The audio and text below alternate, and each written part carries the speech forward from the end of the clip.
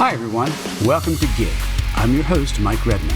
Before we get started today, could you please take a second and hit that subscribe button? That way I can continue to bring you information that will help you in your music career.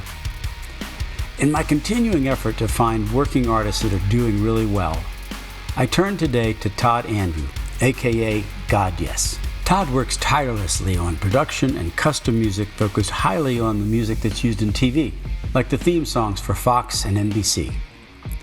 Todd's one of those guys that laughs easily and often. I like that. For the past few years, he's been working with current music that represents his music for media. We had a great talk and covered everything from inspiration to the very important concept of multiple revenue streams for musicians, something that you know I'm passionate about. So as always, let's jump right in. But hey, Todd, how are you doing? Good. What is happening?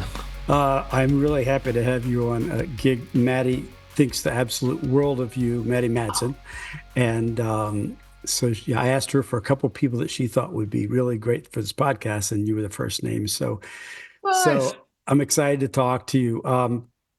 You and I have kind of a similar path, doing a little bit of everything, like to make ends meet and all of those other pieces, and the vision of being the rock star, but then the reality of being a working musician. Yeah. Yeah.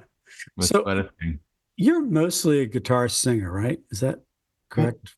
I would say mainly guitar. I've tried to get into doing vocals and for the longest time. I did do one CD 10 years ago where I sang everything, and then I realized this is not my strong suit.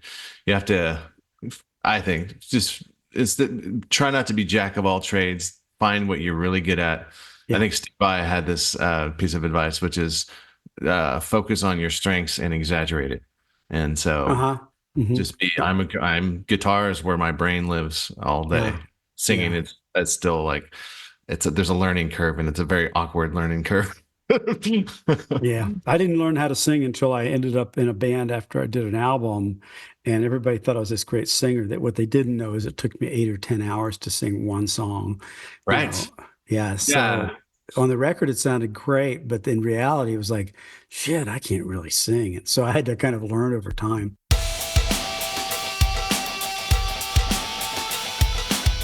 What's it like being an artist in Paso Robles? How do you say it? Paso Robles? Paso Robles. There's a lot of Go ahead. A lot of debate amongst the town about how to pronounce it. Some people say Paso Robles, but it might be Paso Robles. I don't know. I've always called it Paso Robles. What's like being an artist there in the music scene there? Tell everybody where it is, that kind of thing. It's in California. It's about 4 hours north of Los Angeles. It's between LA and San Francisco. And it was always been this small town. It's where my family moved here, and when I was in 5th grade in 1986. So I grew up here, went to high school here, left here to go to LA, like everybody from a small town does. Sure. Lived in LA for 13 years, moved back here in 2009, and right around, and it was still very much a small town. There was a lot of agriculture, a lot of things that didn't really resonate with the introverted musician listening to Iron Maiden all day long. But somehow right around 2010, 2011, it became a destination town. Oh, interesting. So there's 300 wineries here, and breweries. That's where I was headed with it. I lived in San Rafael, San Anselmo, just in Marin County for about 8 years. So, yeah, wine rules. Yeah, this entire town's economy is built on alcohol, and it's become like Las Vegas now, where there's a new crop of people being dropped off here every weekend. And instead of being in a band and going on tour to find a new audience in a new town every weekend, how about I stay in one place and let the audience come to me? Smart. Kind of cool. And before, I used to almost be like, oh yeah, I live in Paso Robles, it's nothing. But now when I mention to my old LA friends, and they go, you live there? Like, oh, I was like, okay, cool. And I own a house here, and like the economy is booming. So I'm just like, I'm very like, okay, I got in at the right time. The cool thing about it, with there being so many wineries, is there is quite a music scene. There's always a demand for. I was going to ask about that. And it's kind of like when people are want to do a lot of gigs and maybe Hmm. make a living at gigs, they usually go to Nashville, they Yeah. go to Austin, they go to LA. I've done the LA thing. I will say the one thing I noticed about the difference between LA and Paso is in Paso, when you do a gig, you get paid. It's amazing. Oh, wow. Yeah. Yeah. Yeah. Yeah. Yeah. In Yeah. LA, in LA, the vibe is very much you're lucky to even be on stage. Yeah. We're doing you a big favor, Yeah, in fact, you need to pay us because this is a big opportunity. It's the Whiskey a Go Go wow. on Wednesday night with six other bands, and but Yeah. up here it's and a lot of people don't know about this area. So the pool of musicians is actually Yeah. pretty small, and we're like a Oh, cast of characters of like 50 people, and we're all kind of almost like we have the average person has about I had about six bands at one point. yeah. We're So gonna get to that. No, because I want to hear about that. That's cool. So it sounds like it's not that hard to make a living there. not at all. Oh, that's I really mean, it's nice. it's not rich living, but like I think without even trying one year, I tallied up my totals. I made like 20 grand Mhm. doing Wow. live shows on the weekend. It was, three shows a weekend, but Yep. there are certainly worse things that I've done to make money as far as making jobs. I'm getting paid to play guitar, and Yeah. it's Yeah. Yeah. pretty awesome. What you're gonna do at home anyway, probably. Yeah. I would be doing that anyways. I would have done this for free, and they're giving us free wine and beer, and like this is Yeah. amazing. I'm getting paid to hang out with friends.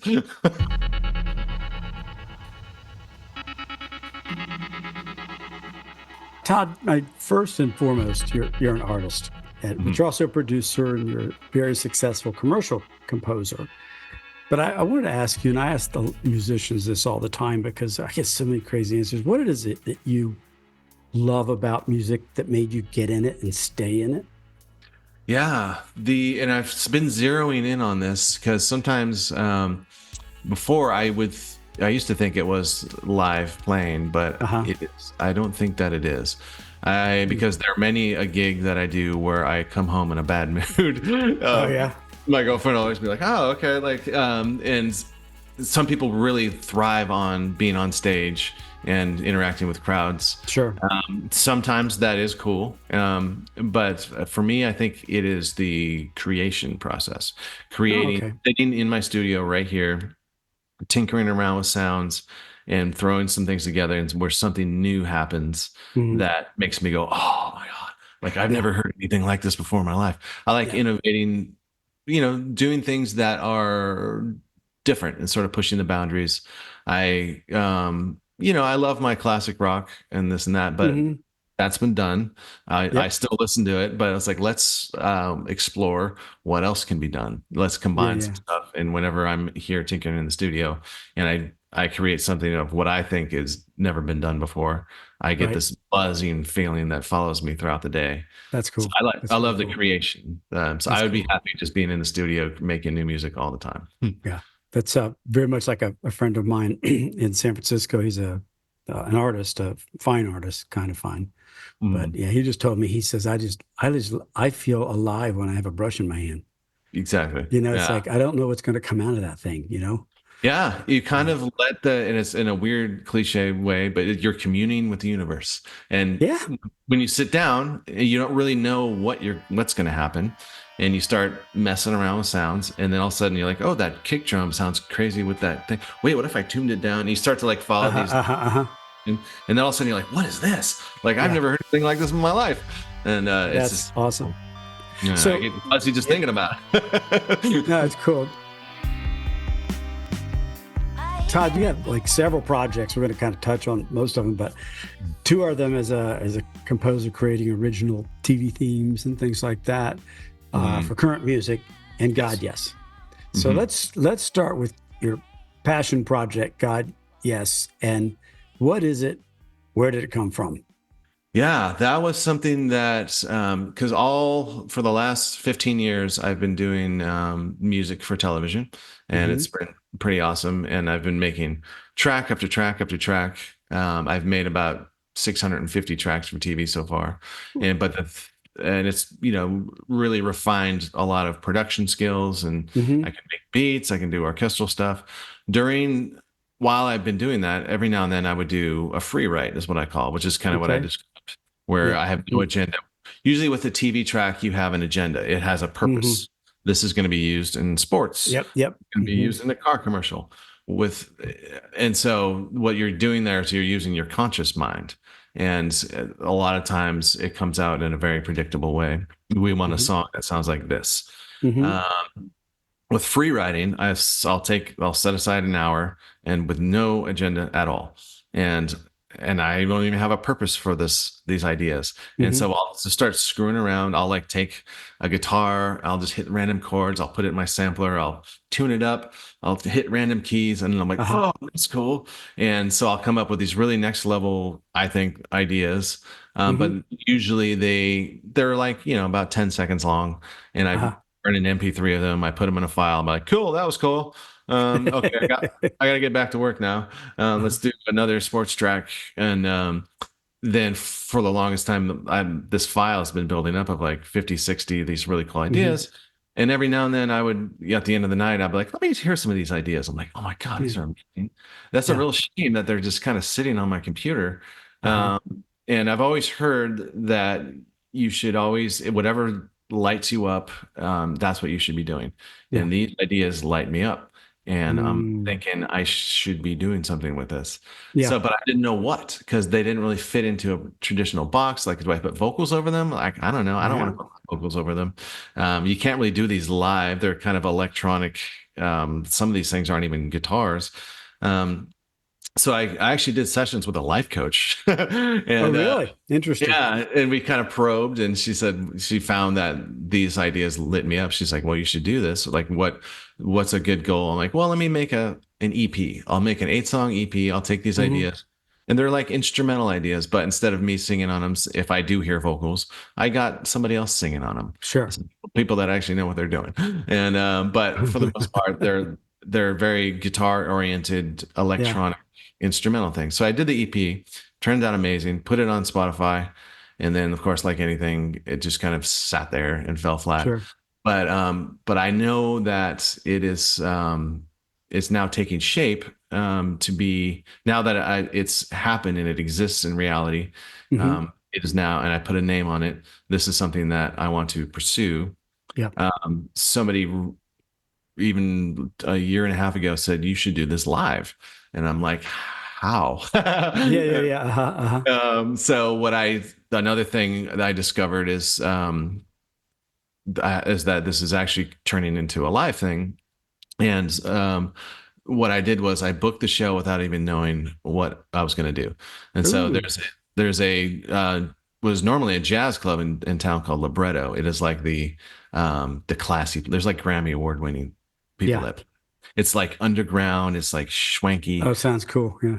Yeah, and I know the owner, and so I was like, I wouldn't dare think that I could play at that place. So then somebody said, well, just ask him.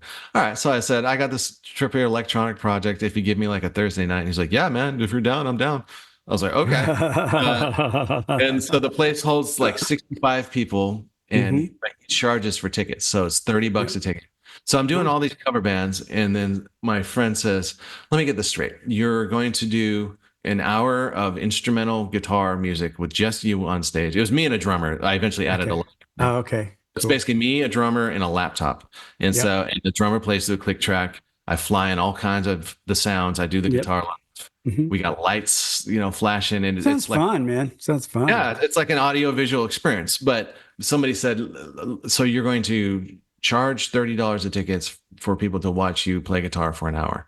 And I was like, yeah, well, when you put it that way, it sounds kind of, and there's part of me was like imposter syndrome. I'm like, oh my gosh, what am Yeah. I doing? Yeah. Am I an Uh-huh. idiot? But the first show sold out. And There then you go. I've done 3 shows there now. The last show oversold. And so it's Nice. kind of getting this reputation of something that's different, which is what I'm all about. In this town, or really anywhere you go Mm-hmm. and band, you're going to hear the same 20 songs. You're going to hear Right. 10 Yeah. Yeah. Yeah. Yeah. Cover and bands. Yeah. Sweet Home Alabama, and that's cool. I love that. Uh-huh. I'm like, there's more, and Yeah. especially in this town, I told somebody, these kind of bands don't exist in this town, and they said that's why you have to do it. And I was like, okay, and now they do, Wow. and now Wow.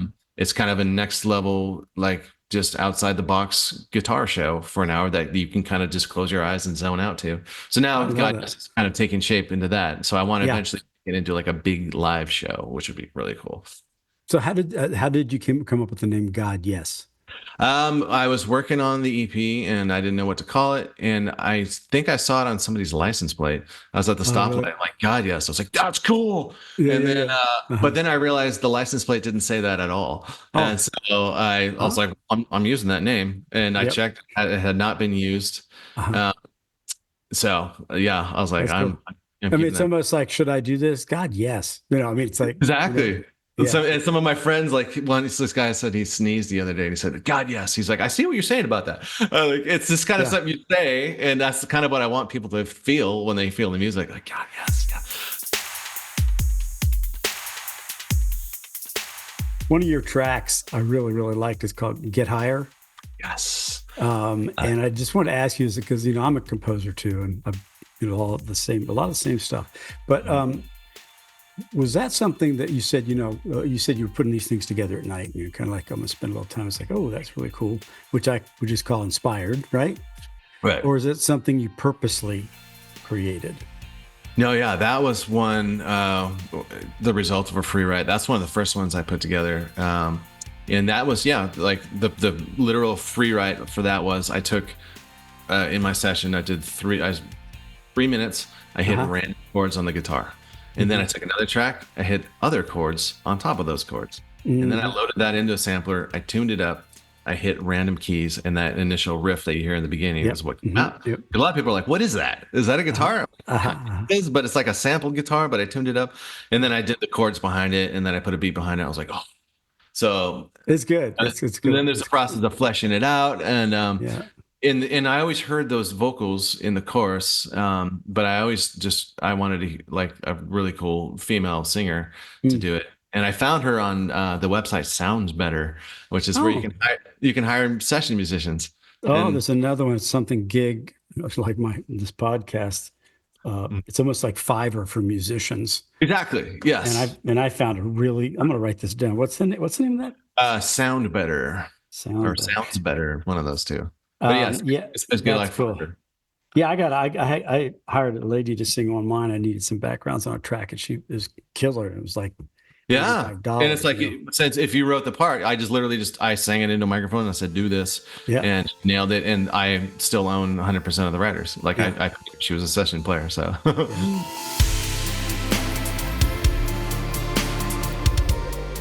So, I mean, have you thought about taking God Yes to any other, towns that are close to you, or trying it out somewhere else? yeah, that is the next step because I've done libretto 3 times. I want to do it again. I want to shoot like a cool. I want to capture it on video. But I was like, okay, what's next? And I think with this, especially with live, I want to.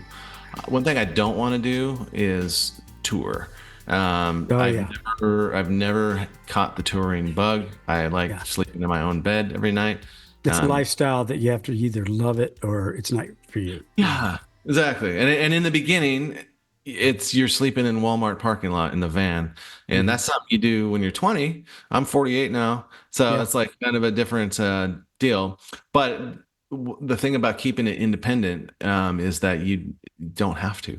And what I want to do, and that I've taken all notions of having this thing be the thing I make a living off the table because I want it to be pure art. And I don't want it to start making decisions based off of, oh, I can make a lot of money if I do this. Yeah. That's a big And so with difference. a live show, I want to keep expanding it. There's a band called M83, which is like my favorite band. I saw them at Vina Robles. There's a big amphitheater. M83, check them out. Yeah, You've heard some of their songs. I'm taking notes. Yeah.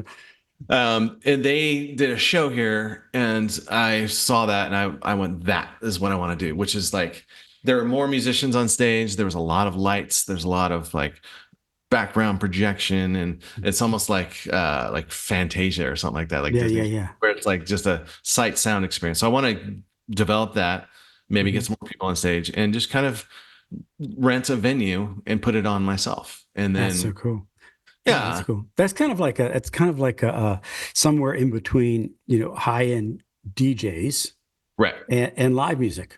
somewhere in the middle there. And that's Yeah, and it's it's like electronic music show, but and with it's people on very stage. much art. Yeah, it's art. It's Yeah, art. It's art and with that and art. Yeah, festivals I can see doing. I like the idea of doing like one-off shows as far as yeah, out of town. yeah. If this thing ever did blow up and become something, I could see doing like, and we're even pursuing that right now. There's a few local festivals here, even if it's Hmm. like the noon slot or something like that. Yeah, yeah, It's like, yeah. I'll take it for now. That's fine.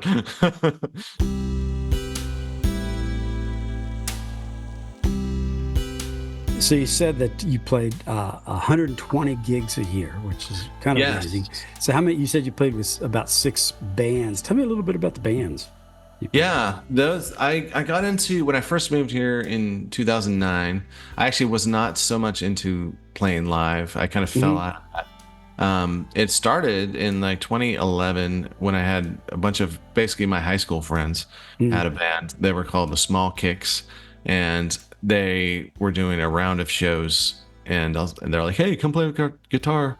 I'm like, "No." I was like, "I'm not moving to a small town and playing in Hmm. rinky-dink cover band. That's stupid. Like, I'm bigger than that. I'm from LA, man." And so he's like, "Well, just do. We're doing 4 shows in one weekend. Just do those, and then you can decide." I was like, "All right."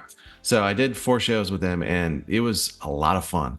And I Mm. realized the experience of doing shows here versus LA is Yeah, completely different. People are that's very cool. enthusiastic here. There's a crowd. Yeah, They love it when you do guitar solos. yeah, And it was just extremely fun. So I did a lot of shows with this band, the Small Kicks. That was in yeah. For the longest time. That was all there was just them. And then right around 2017, they started fizzling. But now Hmm. I've caught the live bug. I'm like, Uh-huh. what do I do now? Do I join another band? Do I start Uh-huh. my own?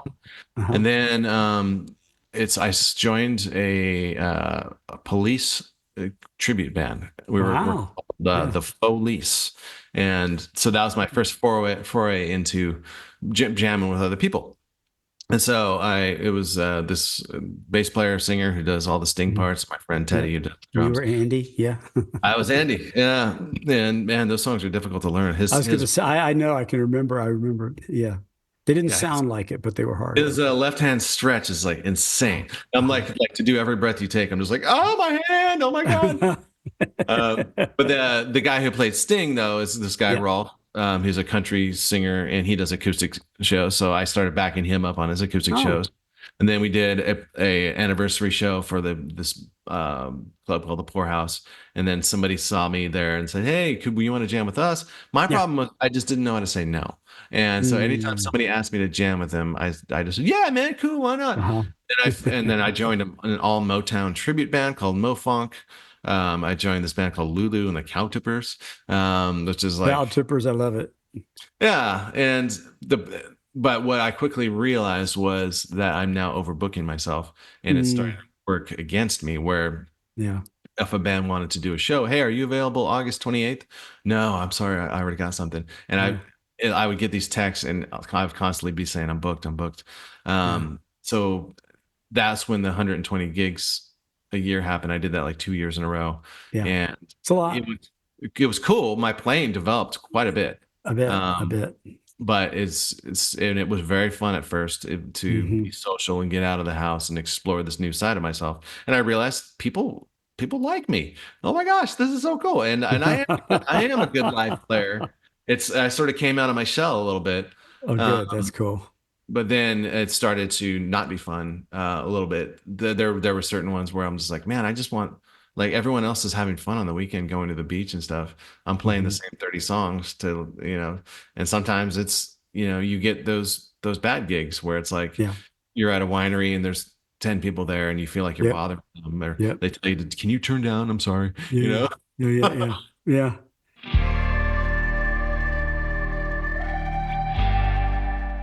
Let's switch gears for a second. And go back a bit when your career started and you met Kristen Sawyer and Yes. who introduced you kind of to the world of library music somewhere around 2007. Yeah, in LA. I met him when I was in LA, and Hmm. I was just working crappy day jobs, $10 an hour record stores and things like that. And Hmm. I'm just wanted to know how do you make a living at music? I want to quit my job because I hate it. And live music was not happening. Hmm. And I was making hip hop beats at the time. I was like, maybe I can make money that way. And I met there's Yep. this rapper, Stylistic Jones, and he was working with Christian also. He's like, you got to Mm-hmm. meet my friend Christian. He Mm-hmm. does stuff for TV. I'm like, oh, I've always wondered, like the background music of television, who does that? And how do you Yeah. get into that? And so I met him, and yeah, the first meeting, he pulls out a $9,000 check, and it's like, oh, look, I get these. I get these every 3 months. And I was, okay. I was like, how do you do that? He's like, well, I'll tell you, it doesn't happen overnight, but if you, he just showed me the world of library music, and so whatever he said, I did, and so he kind Yeah. of showed me how to make tracks, how to structure tracks, and the mindset of doing it, which is you got to just keep making track after track after track. It's Yeah. going to be a long time before you see any money. Mm-hmm. It's a numbers game. Um, you know, people don't really start making real money until they're into the 100th or Yep. 200th, 300th track. Well, then that's about the time I moved back to Paso. Mm-hmm. Unfortunately, with the internet, you don't have to live in LA to do stuff. So Sure. I'm now in this house. I'm raising a teenage daughter, like right off the bat, and Uh-huh. Uh-huh. I'm in my studio making these tracks, and it took a while between I didn't really start it didn't shift until like 2015. So there was a Mm-hmm. good 5 years Yeah. of nothing. I'm making all these Yep. tracks. And I remember actually the first big check I got, my BMI royalty checks hovered around $1,000 Yeah. every 3 months. And I was like, yeah, I mean, that's cool. That's like $300 a month. Uh-huh. Um, and I told my parents, I was at the dinner with my parents, and I said, I think I'm going to stop doing this. I was like, Uh-huh. like if I'm going to not make money at something, I might as well be, it might as well be really cool music that really means something to me. Because, Yeah. library music, that's the one thing that a lot of people don't realize about library music. It's not exactly art sometimes. Right. Sometimes you got to make It's what music with a purpose. Yep. yeah, it's functional music. Mm-hmm. And sometimes you have to the way that you finish a track is it's due by Monday. And that's like the only Yeah. reason. And Yeah. so, but I told my parents I'm going to quit. And then that night was BMI royalty night. And the next night, my check shifted. And all of a sudden it just went from zero to boop. And Yeah. since then I've been able to make a good living at it. Yeah. And so That's now I great. see, yeah, I was like, okay, I'm in. Let's do this. Yeah. No, no, it's really cool. And I mean, I haven't been doing it in a long time, but I still get substantial checks from tracks I wrote 25 years ago. Yeah. I look And at some of the especially in Japan and places like that, they just love, our older music. exactly.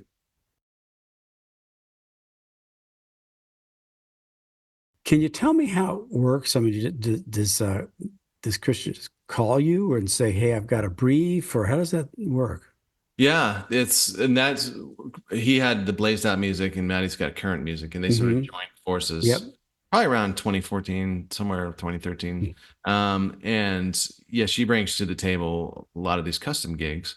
And so we started to get these gigs, and we have the app Slack. And Right. so Hmm. Sure. yeah, and that's how we all communicate. And within the company, there's like 10, 15 composers, Hmm. and sometimes we'll get a brief. Like for Hmm. instance, like NBC wants, they have a new podcast, and it's Yeah. they need dark, ominous music. A lot of times it's due by Friday. It's like they give us Sure. like 5 days to put together stuff. So what we do is they describe what they want, but they want like 30-second demos, Hmm. so that they can just kind of get the vibe of the track. So we each within a 5 day span compose as many 30-second demos. At the deadline, they get this big list of 50 demos, and it's like being an actor going on an audition. Sure. They choose the one that they like, and Hmm. if then you have to do a bunch more work to expand it, get all the different Sure. versions. But I've landed quite a few really amazing custom gigs through current music. One was the Honda Sports Desk update, which is probably my biggest placement, which is Hmm. on NBC. Every time they cut to commercial during a sports event, they said, "This is the sports update. This is what happened in sports this Uh-huh. week. It's sponsored by Honda." And Uh-huh. it's yeah, every time that I did the theme for that, and so every time that gets ran, I get paid, and it's Sure. pretty That's great. amazing. Yeah. And I've got a few on Fox Sports, the Fox Sports morning show called First Things First. I Hmm. did that theme, and so yeah, it's really amazing. You don't always land them though. Sometimes and it No. is, yeah, like you if you land 1 out of 10 of these custom pitches, that one really pays for those other 10 that you didn't Yeah, land. It can be frustrating sometimes where you scramble to do all these demos and sure. then like, yeah, but they went with a different direction. I'm like, Yeah. cool. Well, The last week of my life, I, I pretty yeah. much did nothing. Well, then you take them and expand them, and they become library tracks. That's true. Yeah, Yeah. I know. I have this hard drive full of unused custom pitches. It's about 250 little Yeah. bits of ideas. So I got like a little space I can draw upon if I need Yeah. to. Well, it's very much like the advertising business because advertising was some of my biggest clients or customers, if you will. And it was the same thing. They would, put it out to 4 or 5 composers, and we had a day to get stuff Yeah. back. And it Hmm. was, you may get it, you may not. You may get 1 out of 5, you may get 5 in a row. It's hard to tell, but every time you landed one, it was big bucks. So it was Yeah, worth it, those are definitely a lot more money, and the fact that they get run every day is pretty amazing. Yeah. So those are worth it to go for. It is hard sometimes, yeah, to if they need it by the next day to it's okay, be creative now, go, and Yeah, it's like yeah, yeah. Uh-huh. and Uh-huh. so well, you have to kind of get over writer's block a little bit and just kind of not think about it. And sometimes you hammer something out and you're like, yeah, like this could be better, but it's kind of due now, so let's Yeah. throw, like you could always improve stuff.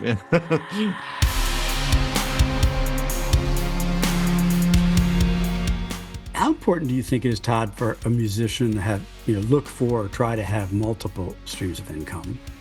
Yeah, I think these days you pretty much have to. Although not really, I could survive off of strictly library music. Yeah. I'd say out of all the different ways to make money, that seems to be the way that's worked best for me, Uh-huh. because the money is still there. Some people join a huge band and go on tour, and they do that. Yeah. Um, some people play the Spotify game where they upload stuff to that, and that's a whole other game. And it's very similar to library music where Hmm. I know that is possible. I've seen one of my friends had an indie project and he was making 5-6 grand a month off of streaming. Really? Wow. Wow. But a That's a lot of lot. that is from you have to put a lot of stuff out there. Sure. You Yeah, just yeah, put yeah, an yeah. album out and be like, "Whoa, nobody's listening to my album. Spotify doesn't pay very well." I'm like, "No, nobody's listening to your stuff. That's what's happening."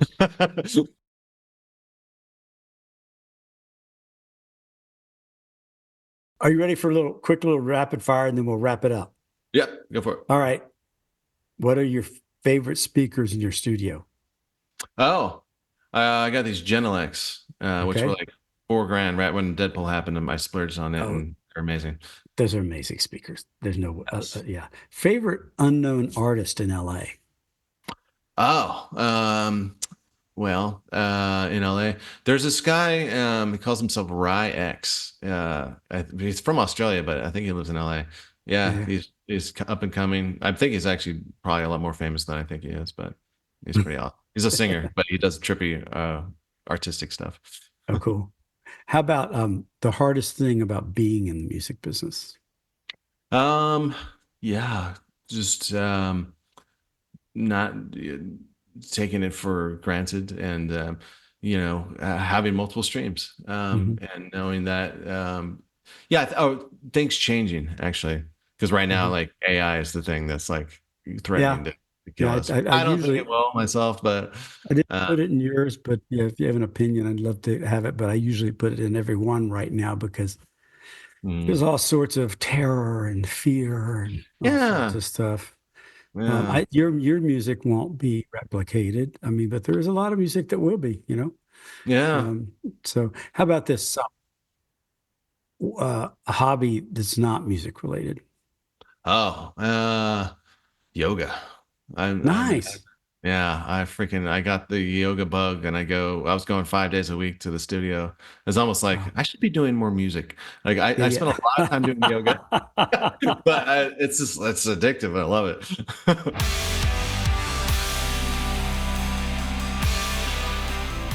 So last question for you, Todd.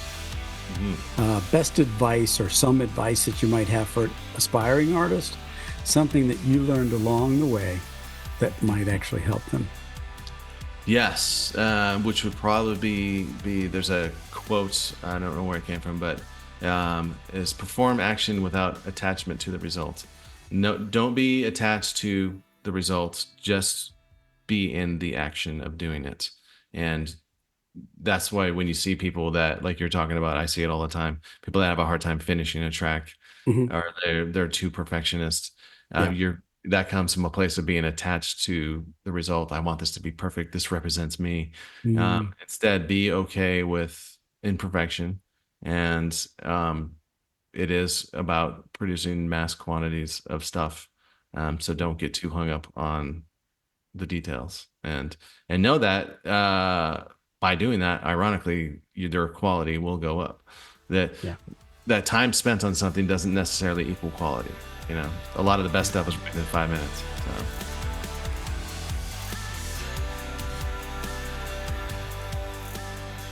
Time flies by, man. Thank you so much for spending time with me. I appreciate it a lot.